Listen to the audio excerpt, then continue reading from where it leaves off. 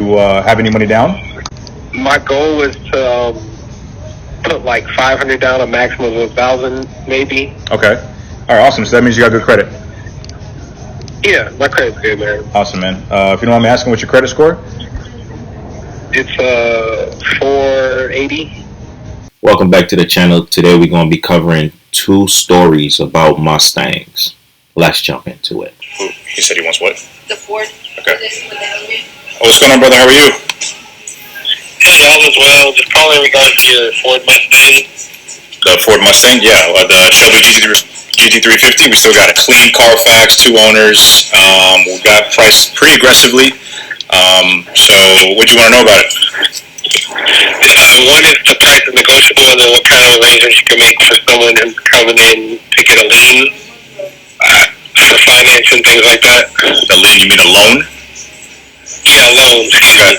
No, it's all good. So basically, man, we don't negotiate over the phone. If I negotiate over the phone and we agree on a price and then you come and it's not what you expect, we'll both be disappointed and we waste of time, right?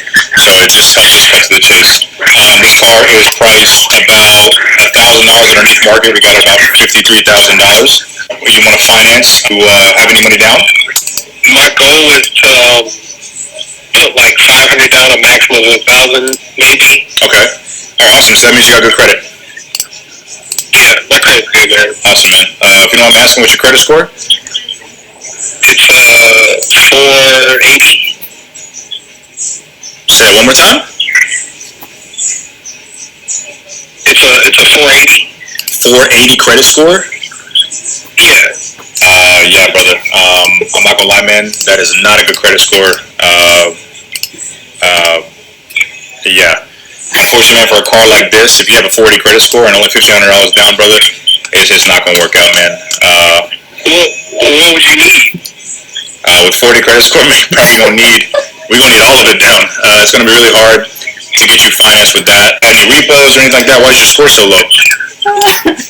A few medical bills. I don't have like a lot of things on my credit, so just a few medical bills. All right, brother. Look,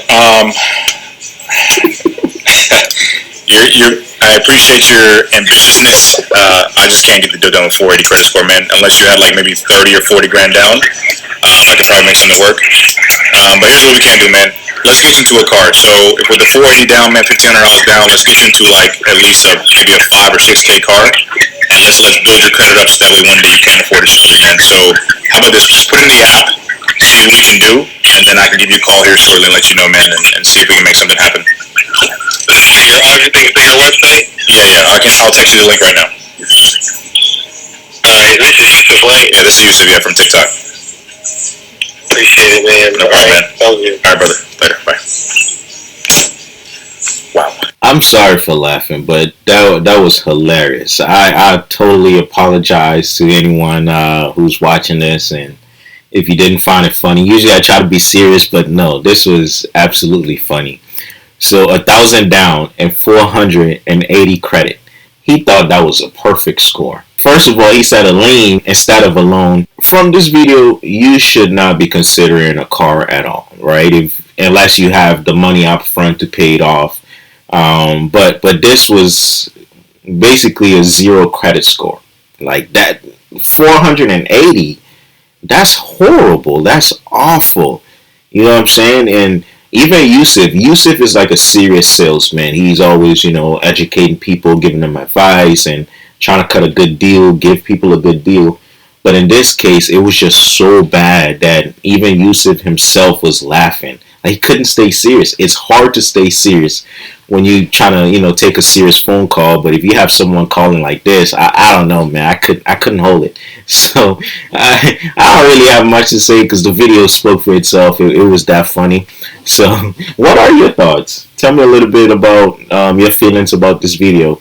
Anyway, let's jump into the next one. In the car. It's 39-month lease. I think I'm 17 months into the lease. Of course, it's a Ford Mustang Mach-E. I can tell you with almost absolute certainty there would be no easy way to get out of that vehicle. The last Mach-E that I ran, a similar situation, the person was like $20,000 upside down. Oh, God. This is my last chance. I'm trying to get out of it. The problem is I don't have charging at home, so I have to bring it somewhere to charge it every time because I live in a condo and my complex doesn't have charging. It's been a nightmare. I didn't realize this one was a standard range. miles in the beginning. Now I'm lucky if it'll charge to 205 a year into it. All I do is charge the car. It's awful. Wow. Do you know what your payoff is in the car or no? I believe the payoff is like 32 and change. The car is worth like 24 grand. Still 10 grand in negative equity. Pretty much. What were you thinking of doing, just out of curiosity? Because that negative equity alone, if you roll it in, is about $300 a month. The reason why I reached out is because I know we're coming to the end of the incentives on electric vehicles, and I know a plug-in dumps you get a certain amount. In my head, I was thinking if I owed $8,000 and I could get $3,500, then I'm only working in $5,500 of negative equity. Yes and no. That $7,500 for the most part really just offsets the fact that the MSRP is already tremendously increased anyway because it's a plug-in. I don't really know what payment you want to stick around. What are you paying now for your car? $585. And I'm assuming you want to be somewhere close? It would have to be close. Yeah, so just think of it this way, right? If we're talking about, let's just say $650 a month is your top end, we're talking about a car that needs to start at $350 a month. Right. Can you even roll that kind of negative equity into a car? We've rolled $25,000 in before. It just really depends on the car. But like in your case, I would say to go with a ZDX. It sounds like you just don't want another electric vehicle. I have to get away from the full electric.